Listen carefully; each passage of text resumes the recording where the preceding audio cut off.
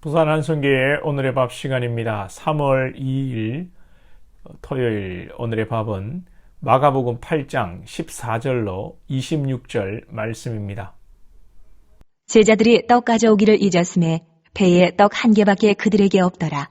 예수께서 경고하여 이르시되 삼가 바리새인들의 누룩과 헤롯의 누룩을 주의하라. 하시니 제자들이 서로 수군거리기를 이는 우리에게 떡이 없음이로다. 하거늘 예수께서 아시고 이르시되 너희가 어찌 떡이 없음으로 수군거리느냐?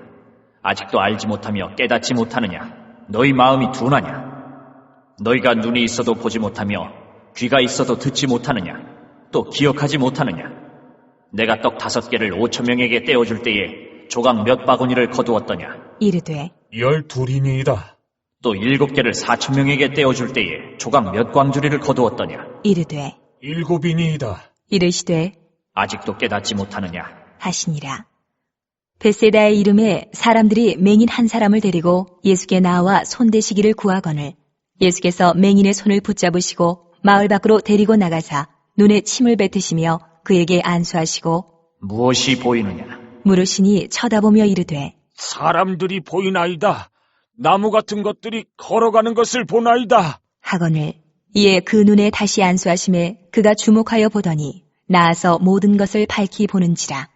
예수께서 그 사람을 집으로 보내시며 이르시되 마을에는 들어가지 말라. 하시니라. 예수님께서 칠병이어의 기적의 사건 이후에 배로 이동을 하시는데 제자들이 남은 떡을 제대로 챙겨오지 않았습니다. 예수님께서 바리새인의 누룩과 헤롯의 누룩을 조심하라고 하시는데 이 누룩을 말씀하시니까 떡을 안 챙겨왔다는 것으로 예수님께서 말씀하시는 것으로 오해한 제자들의 모습이죠. 이에 예수님께서 아직도 깨닫지 못하느냐 책망하십니다. 그리고는 벳세다의 맹인을 고치는 사건이 연결되고 있습니다. 예수님께서는 제자들에게 떡이 없냐 물으시는 것이 아니라 누룩을 조심하라는 것인데 이 누룩이라는 것이 성경에서 좋은 의미로 나오기도 하지만 누룩 즉 이 곰팡이가 피면 금방 전체를 망가뜨리는 것으로 설명하실 때에는 안 좋은 것으로 그런 소재로 말씀하십니다. 이 바리새인들의 누룩 즉 외식하며 율법으로 그들의 전통을 말씀을 폐하는 자들을 조심하라는 말씀이죠. 또 헤롯의 누룩이란 당시에 이 정치 권력을 유지하기 위해서 세례 요한의 목을 친 이 악한 자들을 조심하라는 의미에서 바리새인의 누룩과 헤롯의 누룩을 조심하라는 예수님의 말씀이죠. 이 시대에 우리가 또 조심할 것은 바로 외식이죠. 우리는 하나님과의 이 진실한 인격적 교제보다 외적으로 보이는 것에 더 마음을 때로는 두다 보니까 이 교회에서조차도 체면, 이 눈에 보이는 것, 일, 누구에게 내가 어떻게 비춰질까? 그런 생각들로 또 상대편에서는 그런 모습으로 판단하는 것 때문에 우리의 신앙이 위축되고 자유하지 못하고 공동체 안에서 참 기쁨의 그런 신앙생활을 서로 못해가는 모습들이 때로는 있습니다. 자, 그리고 헤롯의 누룩, 이것은 정치 권력을 조심하라는 예수님의 경고로 저는 느껴집니다. 여러분, 교회는 정치를 조심해야 합니다. 정치가 결코 목적이 될 수 없고 정치를 통해서 사회를 개혁하고 사회를 좋게 만드는 것도 중요하지만 더 중요한 것은 영혼을 살리는 일입니다.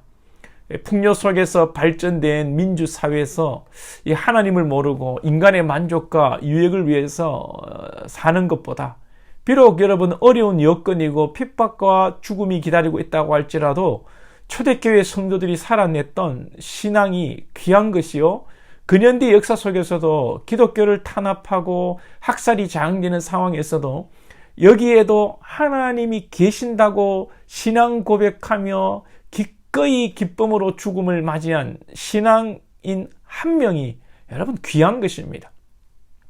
그런데 제자들이 깨닫지 못하고 여전히 먹을 것을 염려하고 세속적인 세상의 권력을 힘을 추구하며 그렇게 여러분 그런 마인드를 가지고 살고 지금 가고 있다는 거죠. 이에 예수님께서 18절에 너희가 눈이 있어도 보지 못하며 귀가 있어도 듣지 못하느냐 또 기억하지 못하느냐. 금방 오병이어 칠병이의 기적을 보고도 기억하지 못하고 또 예수님의 말씀을 그렇게 듣고도 기억하지 못한다는 것입니다.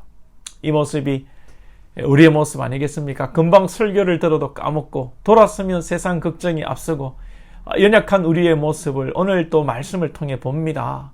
그러면서 이 본문의 내용은 벳세다의 맹인을 치유하시는 것으로 연결되죠. 맹인을 고치시는데 예수님께서 한 방에 못 고치십니다. 못 고친다고 해야 될까요? 안 고치셨다 해야 될까요? 처음에는 눈에 침을 뱉으셔서 안수하시는데 이 맹인이 사람들이 나무같이 보인다. 그리고 또 한 번 더 안수하시니 그제서야 밝히 보인다는 것이죠. 예수님께서 한 방에 능력으로 못 고치시는 것처럼 보이는데 그것이 아니라 이것은 서사적 효과를 나타내고 맹인의 시력이 서서히 회복되어 가는 것처럼 제자들의 믿음이 서서히 자라날 것을 복선으로 보여주시는 것이고 우리의 신앙에 대해서도 말씀하시는 것입니다. 베드로도 예수님이 메시아이심을 믿었지만 십자가에서 죽으실 것을 깨닫지 못하고 엉뚱한 소리를 했죠. 나중에야 비로소 십자가에서 죽으시고 부활하실 예수님이신 것을 베드로가 깨닫게 되고 또 나중에는 베드로는 십자가에 거꾸로 매달려 순교하는 자리에까지 나아가죠. 우리도 서서히 믿음이 자라는 이 단계가 있습니다. 나뿐만 아니라 우리 옆에 있는 성도도 서서히 자라는 단계에 있는 것입니다.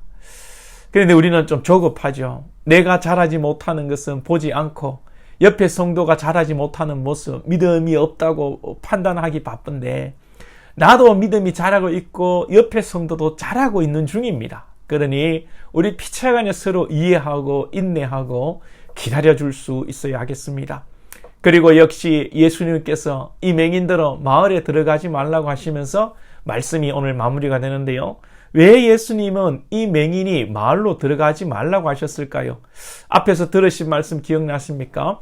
예수님은 기적을 일으키시고 자꾸 쉬쉬하시고 드러내지 않으십니다. 이유는 아직 예수님이 소문이 많이 나서 잡혀서 십자가를 지시는 지경에 이를 때가 아니기 때문이죠.